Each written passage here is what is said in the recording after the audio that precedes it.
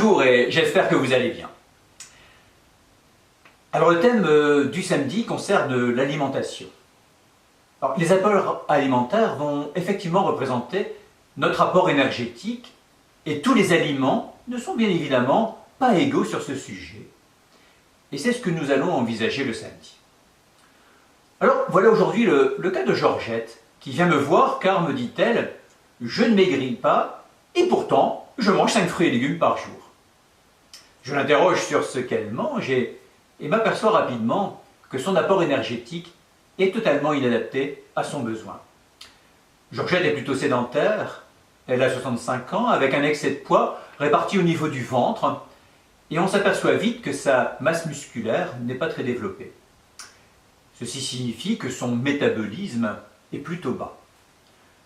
Elle me dit qu'elle ne mange pas beaucoup et qu'elle respecte tout ce qu'il faut faire.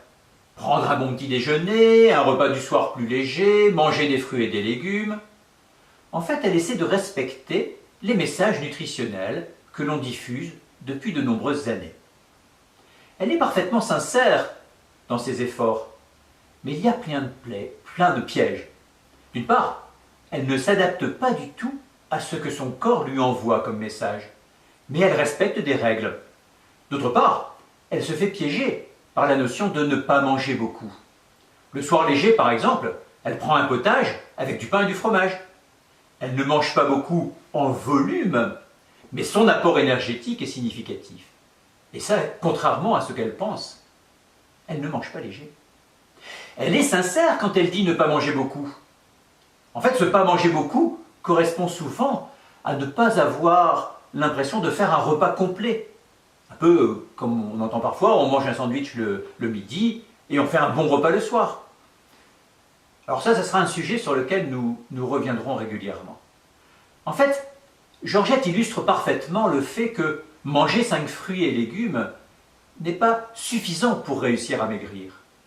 En fait, chez elle, respecter cette règle ne conduit pas à réduire son apport énergétique et l'amaigrissement va venir forcément d'une balance énergétique négative, dit-on. Autrement dit, d'apporter moins d'énergie qu'on en dépense. Si on ajoute 5 fruits et légumes à son alimentation sans rien changer au reste, on améliore la qualité nutritionnelle de notre alimentation, mais on augmente l'apport énergétique. Le point intéressant, c'est que l'ajout de ces 5 fruits et légumes se fasse au détriment de produits plus énergétiques, comme les produits gras, comme les produits gras et sucrés, comme les féculents. En fait, ce message diffusé est donc intéressant, mais ne résume pas la nutrition. En fait, cela va dans le sens de l'évolution de nos besoins. En effet, nous avons par le passé centré les apports nutritionnels sur la couverture de nos besoins énergétiques. C'est comme cela que nos apprentissages se sont le plus souvent faits sur un repas centré sur les féculents, centré aussi sur les produits nobles comme la viande, le poisson, etc. Vous avez certainement entendu dans votre jeunesse des phrases du style « finis au moins ta viande ». Ce soir, on ne sait pas trop quoi faire, alors on fait des pâtes. Ici dans le Nord, on fait volontiers des frites.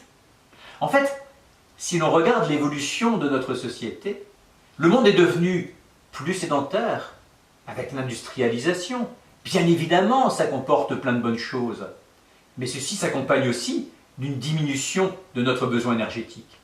Par ailleurs, l'accès à l'alimentation est grandement facilité. Mais nous sommes exposés à une offre alimentaire plus large, avec beaucoup plus d'aliments transformés, et une pression commerciale, un objectif de nous faire consommer. Enfin, le monde est devenu aussi plus exposé chimiquement, ce qui est aussi la conséquence de cette industrialisation. Finalement, nous avons besoin de moins d'énergie, mais plus de protecteurs. Alors il est important que l'on apprenne à changer notre conception du repas en le recentrant sur les légumes, sur les fruits, qui sont pourvoyeurs de fibres, d'oligo-éléments, et de tous ces éléments protecteurs, et que les apports finalement en féculents, les apports en sources de protéines, deviennent finalement les accompagnants de ces fruits et légumes. Concevoir son repas autour du légume. Dernier point, plus on va s'orienter sur les aliments bruts, plus on va maîtriser la qualité de notre alimentation. Revenons à des choses simples. Mais ce que j'entends parfois, c'est, quand je dis cela, c'est on n'a pas le temps, Mais il y a souvent des fausses croyances derrière ce j'ai pas le temps. C'est le plus souvent je ne me pose pas, je ne prends pas le temps. Le temps de préparation du repas, ça peut être un moment que l'on prend pour soi. Tout dépend de la façon dont on regarde les choses. Alors l'émission que je vous propose est de juste vous inspirer de ces règles simples que vous pouvez retrouver dans votre compagnon diététique. Faire évoluer la conception de votre repas. Allez, bonne continuation et je vous dis à demain.